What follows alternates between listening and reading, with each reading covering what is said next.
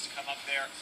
And the Dragon just straight up kills Acorn, and the residual damage from the earlier Q from Jace is going to pick up that kill. Now that's just a good exhaust and a good engage coming in with the Q, and then actually just getting the last hit. Spirit miscalculating a little bit right there. Now Def's going to come in, and Peter, you want something to... Yeah, Def totally just healed the wrong person. He actually could have totally saved Spirit right there, but he healed Part instead.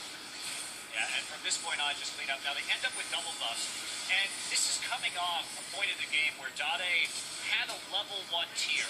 And what's so interesting about this matchup in the mid lane is in a tier versus tier matchup, whoever gets that tier first and gets that earlier power spike is going to have a big edge.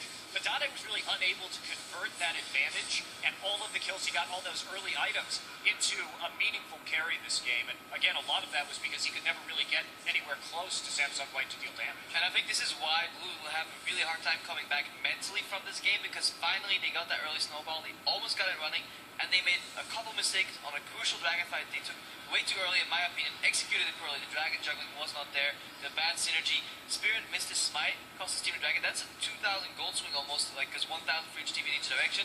Yep. So that will add up really big, and that's why you saw him after the game. He was just mentally just broken, and I wonder, like, they will need more than just bouncing back from this to even come close to beating White. I wonder what's going to happen in the next game. Yeah, I think they're going to need to turn around a lot. And you talked about the game getting kind of thrown away in dragon fights. In fact, it's our second replay here. It's a later game dragon fight. And this points out, one, Samsung White's really smart gameplay.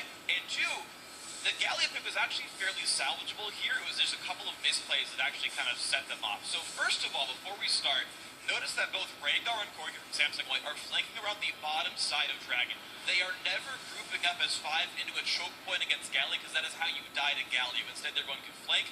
So let's roll the clip out and watch what happens, because Samsung Blue identifies this, and they actually pull into the choke point together. They all come up together. Yes, okay, they have to leave Spirit alone, but he hits the smite this time around, and he's actually able to kite back into Acorn. He actually survives this entire encounter.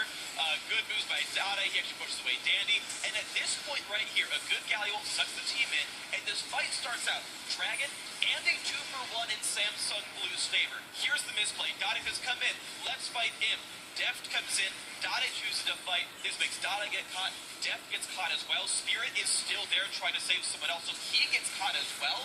That team could have cut and run on 2-for-1, maybe sacrificed one more champion, but won the fight anyway, because Galio is a good protector. But I do think when you're playing a Ghost/Rise and you have the Galio speed up and you recognize that you're getting pincered from both sides, the reaction to a common pincer is just attack one of the flanks, right? They're flanking you. If you move away from the right side flank and you go into targets on the left, you have double move speed boost and double like CCs to keep people in place. If Blue recognized that, I think they could have won that fight even harder. Even still, though, Dade did solo kill the Rengar and get away. So, like, for what it's worth, he still made that individual play work.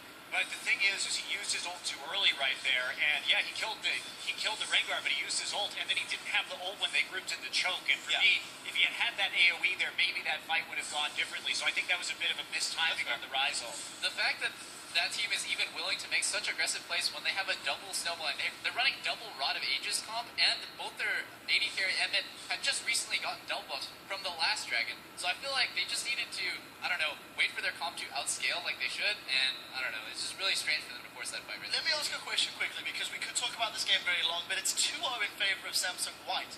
Samsung Blue picks and bans have shown weaknesses. Gameplay decisions, maybe individually, have shown weaknesses. Monty, you know these guys better than most. What does Samsung Blue need to change coming into Game 3 to put up a better fight and possibly pick up a win?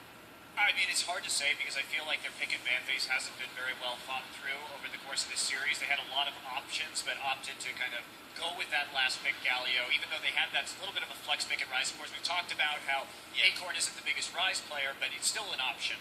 And I mean, I hope they've got something going on here, because otherwise that pick and ban phase is really skewed very heavily towards White, and they have to have another card up their sleeve, I think. I would almost argue that the pick and ban phase is the least relevant, because I feel like White's just individually outplaying Blue in a lot of these like small skirmishes, just in terms of like timings of moves, small plays. We saw Dandy there, and then just in terms of strategy, I think White is just showing up way more. That's the thing, is they're picking the game one. We saw that stealth skirmish comp. They're intentionally choosing champions to abuse the fact that they are better at the skirmish. So I think one kind of plays into the other. Well, player for player, Looper's outplaying Acorn, Dandy's outplaying Spirit, Han's crushing Dade almost every game, and Mod is definitely outplaying Hard. So really, the only thing they can do is kind of try to pick on Imp, which didn't even work in the first game. Well, we do need to move this one along. Difficult position for Samsung Blue to be in. We'll see what they do in game number 3. At the start of the show, we asked you guys which player matchup will be the deciding factor in this series and why. And here's what you guys at home have been saying. From @Packerman, he says Imp versus Def, they have very contrasting personalities, and that clash is evident in their rivalries. Definitely Imp that had the upper hand so far. Next one, @Shiv Raj, he says here, nothing can touch the story of the mid laners. Pawn and Dade, when comparing the role matchups, they're the most even. Not today, they're not. Next up from @Kwama Lol tweets, gotta agree with Freak on this one. Dandy versus Spirit will decide the series. The early pressure is the key to winning, and Dandy on Rengar has been a monster. Guys, thank you for the responses. We can never have too many. Keep sharing them with us at LOL Esports with that hashtag Worlds. Going to be coming back to game 3 in a second, but before that, Samsung Whites are just one wrecked Nexus away from advancing to the finals. When we come back, we'll see if they can close it out in game 3. Guys, we'll be right back.